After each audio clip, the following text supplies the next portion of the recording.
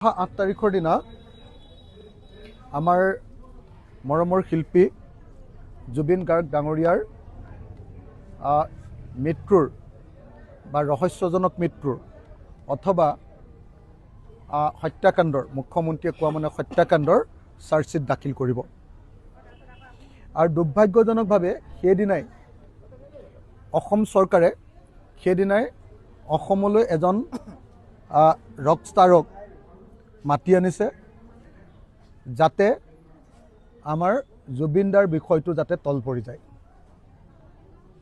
অসম চৰকাৰখনক আমি বাৰম্বাৰ দেখিছোঁ জুবিনদাক ন্যায় প্ৰদানৰ ক্ষেত্ৰত তেওঁলোকে সদায় এনেকুৱা ধৰণৰ আজল মথালি বুলি কয় অসমীয়াত, এনেকুৱা ধৰণৰ আজল মথালি চলাই আহিছে।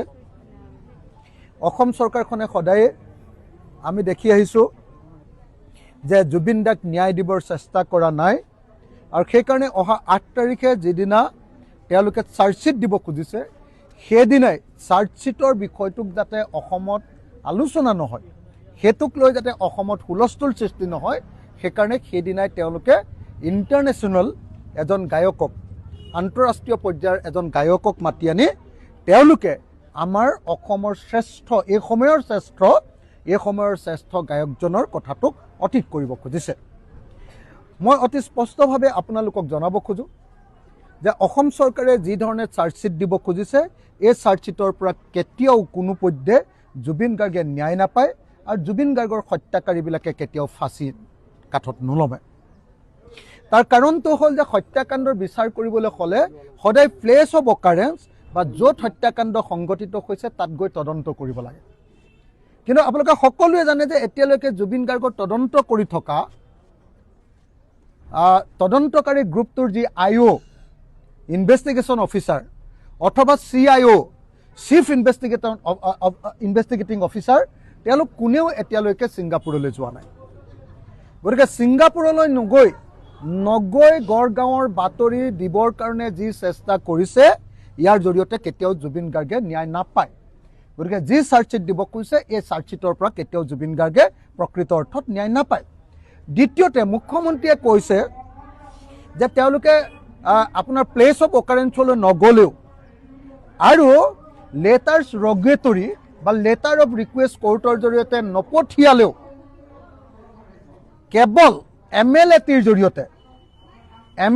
জৰিয়তে অহা তথ্যৰ ভিত্তিতে আমাৰ অসমত জুবিন গাৰ্গৰ হত্যাকাৰীবিলাকক ছিংগাপুৰে দিয়া যি তথ্য MLATৰ জৰিয়তে ছিংগাপুৰ চৰকাৰে দিয়া যি তথ্য সেই তথ্য কোৰ্টত পেছ কৰি দিলেই শাস্তি হ'ব।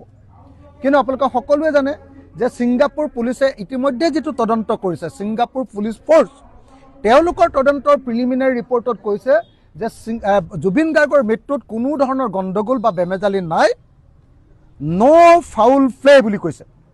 ন' ফাউল প্লে, কোনো ধৰণৰ গণ্ডগোল কোনো ধৰণৰ বেমেজালি সংঘটিত হোৱা নাই। য'ত ছিংগাপুৰ চৰকাৰ বা ছিংগাপুৰ পুলিচে কোনো ধৰণৰ গণ্ডগোল হোৱা নাই বুলি ডকুমেণ্ট দিছে সেই ডকুমেণ্ট দি কেনেকৈ ইয়াত হত্যাকাণ্ড বুলি প্ৰমাণ কৰি প্ৰকৃত দোষীবিলাকক শাস্তি দিব এইটো এটা আমাৰ সকলোৰে কাৰণে এটা অজান সাঁথৰ।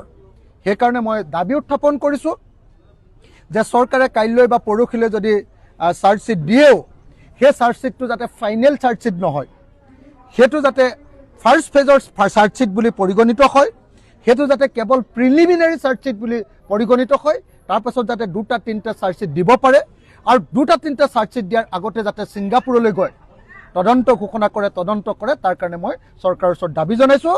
মুঠতে এই মুহূৰ্তত অসম চৰকাৰে জুবিন দাক ন্যায় দিব খোজা নাই, জুবিন দাৰ হত্যাকাৰীসকলক ধৰিব খোজা নাই, ফাঁচি দিব খোজা নাই আৰু জুবিন দাৰ মৃত্যুৰ প্ৰকৃত তদন্ত কৰিব খোজা নাই। সেইকাৰণে অসমীয়া মানুহ অসন্তুষ্ট, অসমীয়া মানুহ আপোনাৰ অস্থিৰ, অসমীয়া মানুহ অধৈৰ্য হৈছে, অসমীয়া মানুহ সম্পূৰ্ণৰূপে অশান্ত হৈ আছে। আৰু যদিহে আপোনালোকৰ আমাৰ অসমীয়া গায়ক, আমাৰ বিহু গায়ক কি নাম আছিলে গগৈ ডাঙৰীয়া, কি খগেন গগৈ ডাঙৰীয়াই কোৱাৰ নিচিনাকৈ ইমান দিন ধৈৰ্য ধৰাৰ পাছতো অসমীয়া মানুহে ইমান দিন ধৈৰ্য ধৰাৰ পাছতো খগেন গগৈ ডাঙৰীয়া, বিহু সম্ৰাট খগেন গগৈ ডাঙৰীয়াই কোৱাৰ নিচিনাকৈ যদিহে জুবিন গাৰ্গে ন্যায় নাপাৰে অসমত কিন্তু কুৰুক্ষেত্ৰ ৰণ হ'ব। এইটো কথা আকৌ অসমৰ মুখ্যমন্ত্ৰীক মই সকীয়াই দিছোঁ। খগেন গগৈৰ বক্তব্যৰে মই সকীয়াই দিছোঁ যে অসমৰ মুখ্যমন্ত্ৰীয়ে যেন কেতিয়াও আমাক ঠগিবলৈ চেষ্টা